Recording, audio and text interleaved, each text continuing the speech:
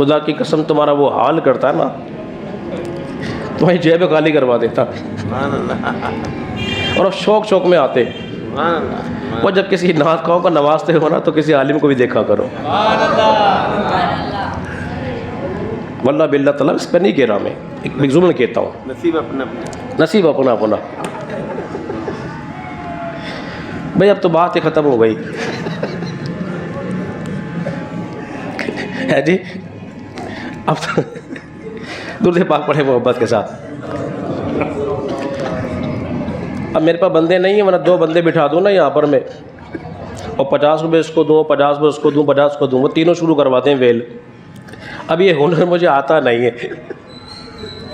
بہرحال یہ تو ایک ذوق کے لیے میں نے ایک بات کہہ دی. درود پاک پڑھے محبت کے ساتھ تو پھر آگے بابا. تو حضور علیہ الصلوۃ والسلام کو امام بنایا. اقسام نبیوں کی جماعت دیکھی تو فرشتے بول اٹھے، کیا خوب جماعت ہوتی ہے، کیا خوب امامت ہوتی ہے. ارے زور سے کہہ دیجئے نا.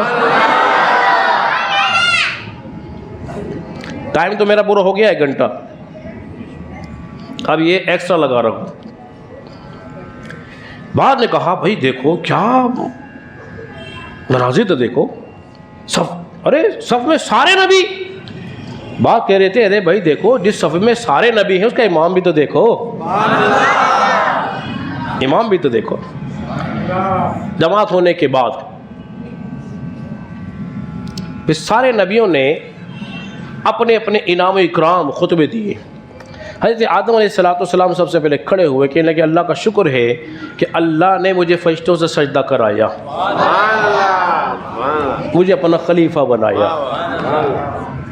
حضرت سلیمان علیہ السلام کھڑے ہوئے اللہ کا شکر ہے اللہ نے مجھے سلطنت و بادشاہت دی، ہواؤں کو میرے تابع کر دیا، جنات شیاطین میرے تابع تھے. حضرت ابراہیم کہنے لگے اللہ کا شکر ہے کہ اس نے مجھے اسماعیل اور اسحاق جیسے نبی عطا فرمائے، بیٹے عطا فرمائے، اور آگ کو میرے پر گلزار کر دیا. حضرت یوسف علیہ السلام کہنے لگے اللہ کا شکر ہے اللہ نے مجھے مصر کی بادشاہ عطا فرمائی اور مجھے حسن و جمال عطا فرمایا. سب اپنے اپنے جو انعامات تھے بیان کر رہے تھے. آخری میں صلی اللہ کھڑے ہوئے. نبی پاک علیہ السلام نے اعلان کیا اللہ کا لاکھ لاکھ شکر ہے کہ اس نے مجھے ساری کائنات کا رسول بنا کر بھیجا ہے، اللہ نے مجھے اپنا حبیب بنایا ہے، اور اللہ تبارک و تعالیٰ نے سب سے پہلے میری تخلیق کی اور میں سب سے آخر بھی ہوں. سب سے پہلے ہی میری قبر کھلے گی اور سب سے پہلے ہی میں شفاعت کرنے والا ہوں گا.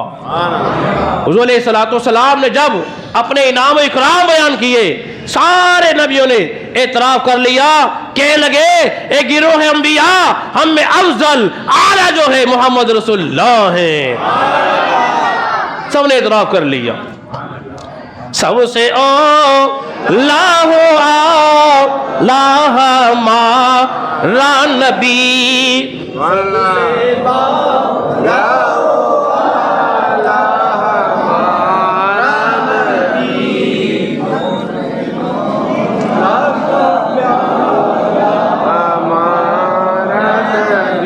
اچھا دیکھیے اللہ تبارک و تعالیٰ نے جو معراج کرائی نا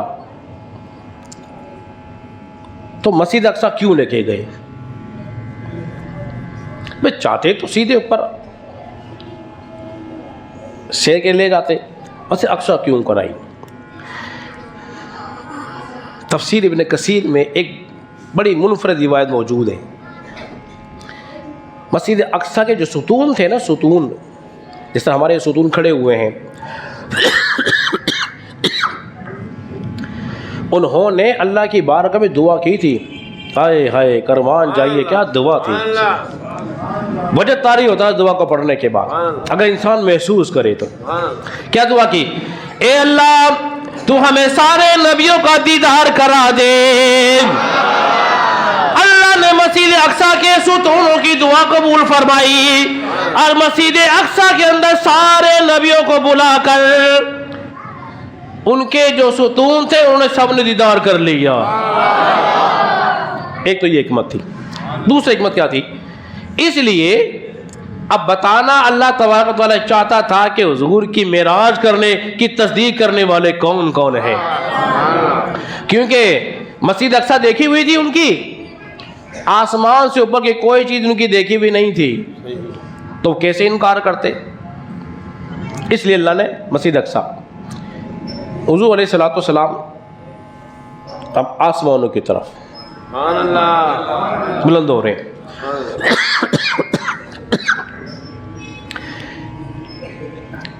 آن کی آن میں پہلا آسمان حضور نے کھٹکھٹایا. مسلم حدیث ہمارا کا موجود، جس کا جی چاہے کھول کے پڑھے مسلم، لکھا آسمان دروازہ کھٹکھٹایا.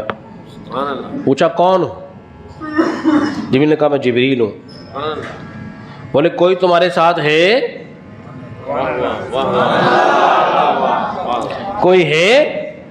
لیکن یہ بات مشہور ہو گئی تھی نا کہ آج تو رسول اللہ نے آنا ہے، تیاری مکمل تھی. دروازہ کھٹکھٹا، کوئی ہے؟ ہاں ہے، محمد رسول اللہ ہے. فرمایا کیا تمہیں بلایا گیا ہے؟ فرمایا ہاں ہاں انہیں بلایا گیا ہے.